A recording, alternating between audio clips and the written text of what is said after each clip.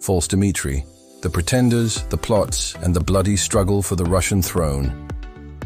In the shadowy corridors of Russian history, few tales are as bizarre, bloody, or astonishing as that of the False Dmitrys. Imagine a nation so racked by uncertainty that not one, but three men, each claiming to be the same miraculously surviving royal heir, captivated armies, seduced nobles, and nearly seized the crown. In a drama of imposture, ambition, and betrayal, the story of the False Dmitrys reveals the chaos and desperation of Russia's time of troubles, and the power of a lie to shake an empire. The death of a Tsarevich, the birth of a legend. To understand the rise of the False Dmitrys, we must begin with the mysterious fate of Dmitry Ivanovich, the youngest son of Ivan the Terrible.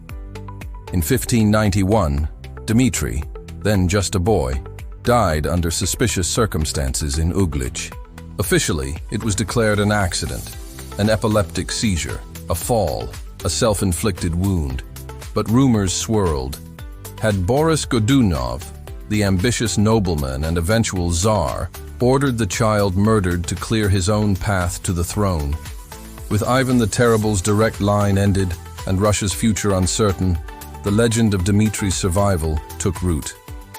Whispers of a hidden heir, spirited away from his assassins, became both an article of faith for the desperate and a weapon for the ambitious. False Dmitry the outlaw who became Tsar. In 1603, more than a decade after Dmitry's supposed death, a mysterious young man appeared in Poland, Lithuania. He claimed to be Dmitry Ivanovich, the Tsarevich who had miraculously escaped Uglitch, grown to manhood in hiding, and now returned to claim his rightful place. The first False Dmitry's true identity remains debated. Some say he was Grigory Otrepiev, a defrocked monk and adventurer.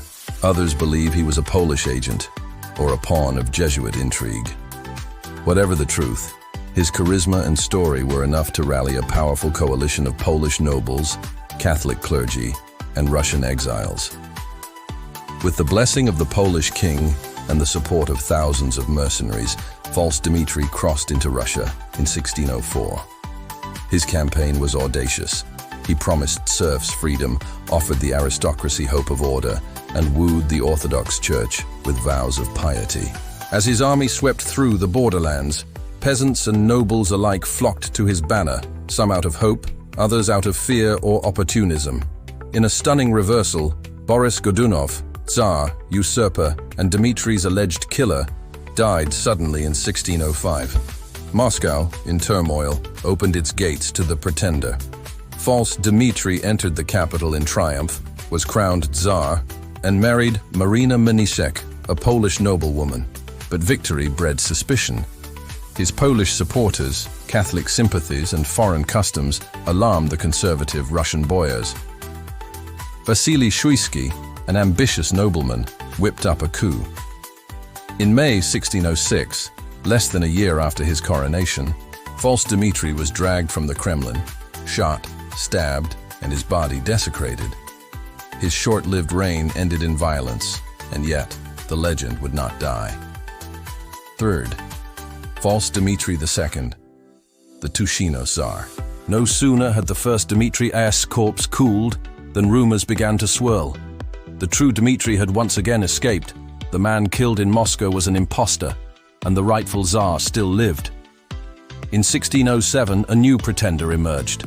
This second False Dmitry did not even resemble his predecessor, but in the chaos of the time of troubles, that hardly mattered. He won over supporters by claiming to have survived the coup, escaping Moscow by subterfuge. His greatest coup came when Marina Mniszek, the widow of the first False Dmitry, recognized him as her husband, lending a powerful air of legitimacy to his claim. The second False Dmitry's base was the town of Tushino, just outside Moscow. There he established a rival court, complete with boyars, a mint, and even a patriarch. His followers, known as the Tushino thieves, plundered the countryside, while the legitimate Tsar, Vasily Shuisky, hunkered down inside a besieged Moscow. For almost 2 years, Russia had two Tsars, one in Moscow the other in Tushino. Diplomats negotiated with both. Nobles hedged their bets, switching allegiances as fortunes shifted. The chaos was so absolute that, for a time, French, Polish, and Swedish armies all intervened, turning Russia into a battleground of foreign interests. But the second False Dmitrys' reign was as precarious as the first. Betrayed by his own men, abandoned by his Polish allies, he fled Tushino in 1610. Later that year, he was murdered by a Tatar princeling in Kaluga, shot dead during a drunken quarrel. A False Dmitry III, the last hope of the pretenders. As the time of troubles dragged on, famine, war, and uncertainty left Russia desperate for stability. But the legend of the lost Tsarevich still had power. In 1611, yet another pretender took up the mantle of Dmitry. The third False Dmitry, whose real name is lost to history, declared himself the true heir and found support among the Cossacks and the citizens of Pskov. By this time, most Russians were weary of impostors, but the prospect of a savior Tsar remained a potent rallying cry, especially in regions still suffering from the depredations of rival armies and bandits.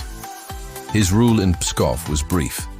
Betrayed by those he trusted, perhaps bribed by Moscow, he was captured and handed over to the authorities. In 1612, he was taken to Moscow and executed, bringing an end, at last, to the age of the False Dmitrys. First, the legacy of the False Dmitrys. The saga of the False Dmitrys is more than a footnote in Russian history. It is the central drama of the time of troubles, 1598-1613, a period of chaos that nearly destroyed the Russian state. In just over a decade, Russia saw its throne claimed by 3 impostors. Foreign armies occupy its heartland, and famine and violence sweep the countryside. What made the False Dmitrys' claims so powerful? First, the legend of Dmitry Ivanovich's miraculous survival gripped the imagination of a traumatized nation. Second, the Russian throne's legitimacy was in ruins, with no clear heir and every faction desperate for a savior. Finally, the willingness of foreign powers, especially Poland, to back pretenders for their own gain ensured that the legend lived on, even after each Dmitry met his bloody end. The time of troubles finally ended with the election of Michael Romanov as Tsar in 1613, ushering in a dynasty that would rule Russia for the next 300 years. But the story of the False Dmitrys lingered, an object lesson in the dangers of uncertainty, the power of myth, and the lengths to which people will go for power. 6. Myths, memories, and modern lessons. Today, the tale of the False Dmitrys remains a favorite among Russian historians and storytellers. It's a story with all the ingredients of a great epic: mystery, imposture, war, betrayal, and the struggle for legitimacy. The image of a lost prince returning from death to claim his throne has inspired countless novels, plays, and even films. But it's also a warning. In times of crisis, people will believe almost anything, especially if it offers hope. The False Dmitrys succeeded not because of their own genius, but because Russia itself was lost, leaderless, and hungry for miracles.